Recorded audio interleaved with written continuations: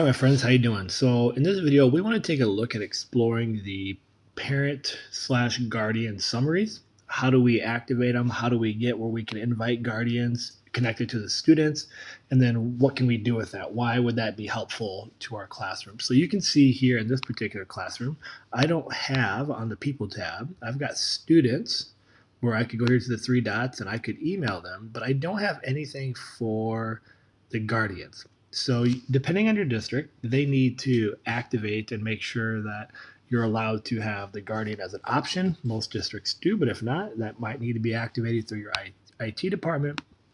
And when it is, you're going to see that on the people tab, in this case, this group, this opportunity here called invite guardians.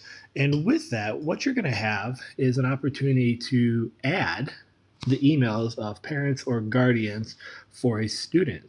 And what you could actually do is just go right here to invite guardians and add those email addresses.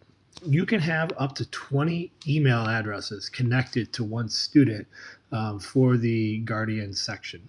And they might be asking, why in the world would I need 20? You probably don't need 20. But in this case, they might have several parents that need to be included or guardians. Maybe you want a tutor that they're using on a weekly basis with your class, and that way the tutor could get updates. Maybe it's your school counselor. There's lots of people that play important roles in the lives of our students, and so there's an opportunity to add them, and you can always remove the people as you need. I'm not actually going to type one in, but you can see here I could go here and I would hit invite, and this person here is going to get an invite to be a guardian. Now, what that looks like on their end is this. They're going to get an invite. Let's see if I can go back here and show you then. I'll link this section here for you. You're going to see here then in this support document, since I don't want to invite someone that doesn't belong for those students, they're going to get an email that looks like this. Do you want to accept that you are the guardian or not? If they say I'm not the guardian, then they won't be part of that. But if they hit accept, then that email will then be added right here where it says invite guardian.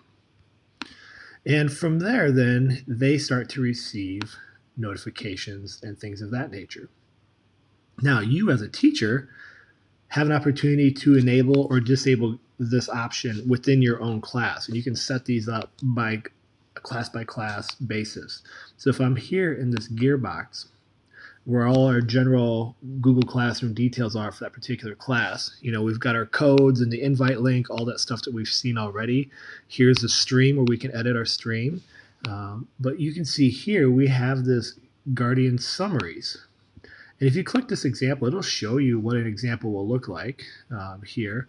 And basically what this does is the guardians will receive this type of notification in their inbox. And it looks like, I'm not sure where it went there. So they will get a list of all the things going on for the student in their Google Classrooms. And so they'll see the missing work and the due dates and things that are coming up and the updates, things that the students see in the upcoming column on their main Google Classroom. And you can see that it breaks it down by each Google Classroom that they're part of. This is why it's really important that when you create assignments and materials, you have good titles and good descriptions.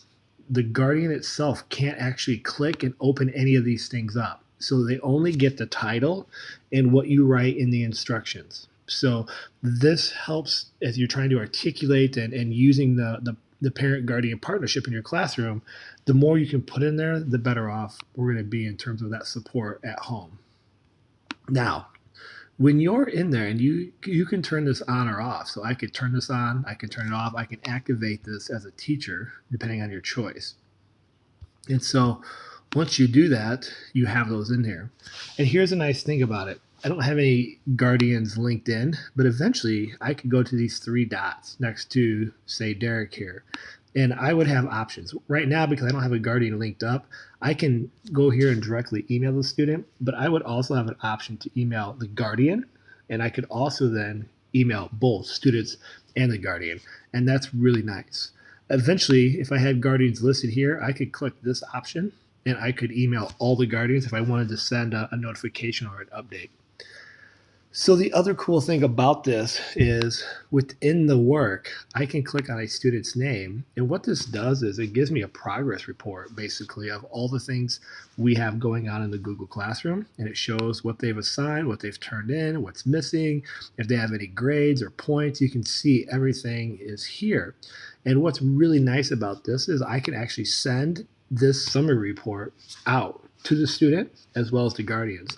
Again, I could go right here to this envelope, and when I click on this, I would get the student. Now, if I had guardians linked, I would have options. I'd be able to choose student only, guardian only, or student and guardian. And then I could type my message, whatever I wanted to send. I could include the work summary, and then boom, they would get that in their inbox. So there's just some nice features to have with that as we're trying to think about communication. And what I like about this particular aspect of the guardians is, again, you don't have to create all these extra things. So a lot of teachers are writing newsletters to the parents. They're also then trying to create stuff for the students. So in this way, this could be one approach. If you create quality titles and good instructions, you can have this set up with guardians where those summaries come in and they would be able to see all that. It's the same stuff the students are seeing, and it's a cohesive vision. Because the cool thing then as a guardian or parent is I can choose my summary. So if I can get out of here, let's see here if it'll show. Let me close this out. So as a guardian, I'm able to go in and choose, once I accept the invite, in my settings, I can choose the frequency. So I can pick if I want a summary to come once a week.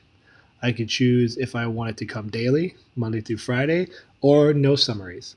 So even though you set it up as an educator, the guardian itself has the end right to choose how they get these updates. And so that's up to them. So just another thing that you might want to help them with, to be aware of that.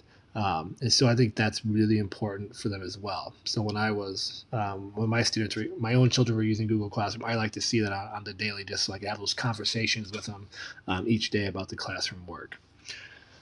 So I hope that helps explain the Guardian summary, something for you to think about, some conversations to think. So in the Google Classroom, there'll be a link, obviously, to this video as well as the support documents for you to explore. If you have any questions, let me know. Otherwise, best of luck setting it up and trying to figure out what's going to be the best approach for you.